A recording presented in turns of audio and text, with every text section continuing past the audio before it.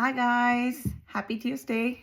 Today's question is there anything that should never be joked about?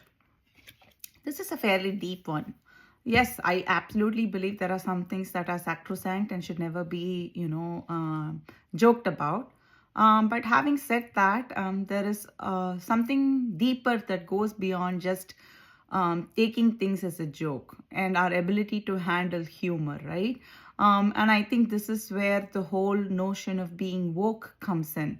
I've been called woke because from a very early age, I would not find jokes funny because either people were fat shaming, were shaming people for the color of their skin, or it usually jokes in India growing up used to be based on physical features, and slapstick comedy never really stood well with me, and I've always spoken up.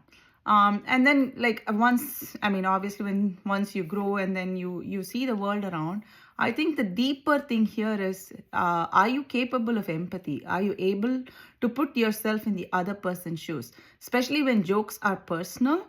um, there needs to be thought that goes into, are you offending somebody's sensibilities?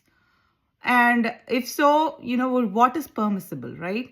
So stand-up comedy works, at least the ones that work do so because they can be objective, make fun of things without putting down the other person.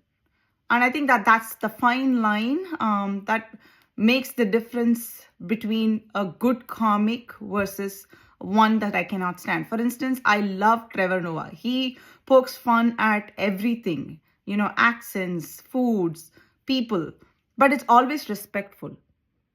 On the other hand, Zarna Garg, when she makes fun of the Asian way of parenting, she leans into stereotypes, but they don't feel so funny to me, because I think it lacks empathy. And that's where I draw the line. So I'm curious to know what you think. Let me know. Bye.